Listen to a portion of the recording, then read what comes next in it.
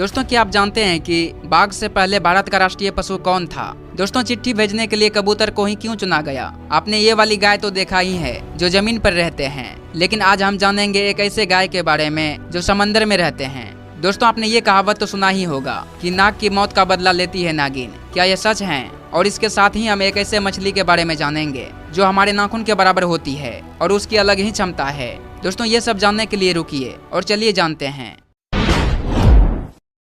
दोस्तों पहले हम जानते हैं बाघ से पहले भारत का राष्ट्रीय पशु कौन था। दोस्तों आज हम सब जानते हैं कि भारत देश का राष्ट्रीय पशु बाघ है, लेकिन जुलाई साल 1969 में वाइल्ड लाइफ बोर्ड ने शेर को राष्ट्रीय पशु बनाया था। उसके बाद शेर की जगह बाघ को राष्ट्रीय पशु घोषित किया गया। दोस्तों ज्यादातर लोग नहीं जानते हैं कि शेर की जगह बाघ को राष्ट्रीय पशु क्यों बनाया गया। बाघ के फुर्तीलेपन, शक्तिशाली और दृढ़ता के कारण ही इसे राष्ट्रीय पशु घोषित किया गया। दोस्तों इसके अलावा बाघों को संरक्षित करने के लिए भी राष्ट्रीय पशु बनाया गया था। शाही बंगाल टाइगर यानी बाघ उत्तर पूर्वी क्षेत्रों को छोड़कर देश भर में पाया जाता है। आपको बता दें कि बाघों में सुनने, सूंघने और देखने की क्षमता तीव्र होती है। इसके साथ ही बाघ बिल्लियों की प्रजाति का एक जीव है।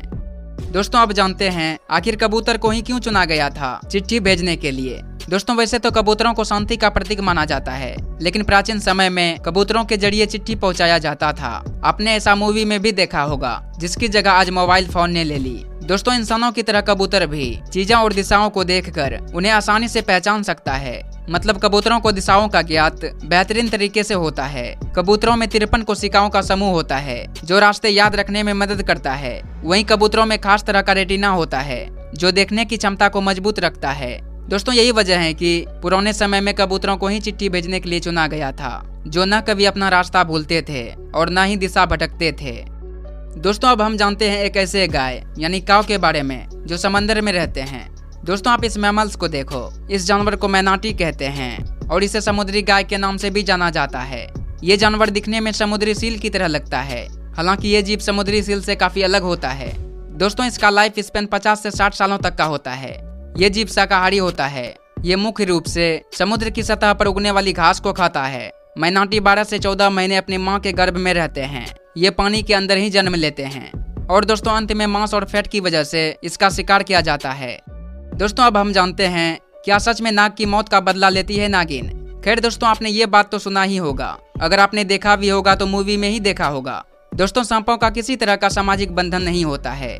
न ही सांप हमलावर को पहचान पाते हैं और न ही सांपों की बुद्धि या मेमोरी इंसानों की तरह तेज होती है।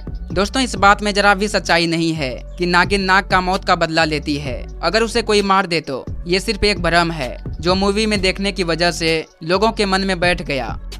दोस्तों अब हम आखिर में एक ऐसे मछली के बारे में जान लेते हैं जो हमारे नाखून के साइज के बराबर होती है। दोस्तों इस धरती पर एक से बढ़कर एक रहस्यमय जीव हैं जिसके बारे में अभी तक हम लोग कुछ नहीं जान पाए हैं। यही कारण है कि जब कभी ये जीव हमारे सामने आते हैं तो हम लोग काफी हैरान रह जाते हैं। खैर दोस्तों हम बात कर रहे हैं डेनियोनेला सेरेब्रम नामक मछली के बारे में। ये दुनिया की सबसे छोटी मछलियों में से एक है जो साइज में केवल इंसान के नाखून के जितने ही बड़ी होती है। इसकी लंबाई केवल 12 mm है और ये मछली लगभग पारदर्शी नजर आती है। दोस्तों ये मछली म्यांमार की धाराओं में पाई जाती है।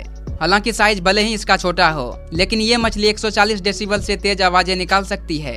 इसकी आवाज बंदूक की गोली, एम्बुलेंस सायरन और जैक हैमर से भी तेज हैं, जो काफी ज्यादा हैरानी की बात है। दोस्तों इसके साथ ही इसके मेल फिश ही आवाज निकाल सकती है, फीमेल फिश ऐसा नहीं करती।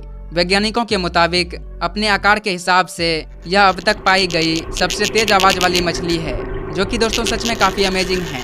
और ये एपिसोड यहीं खत्म होता है।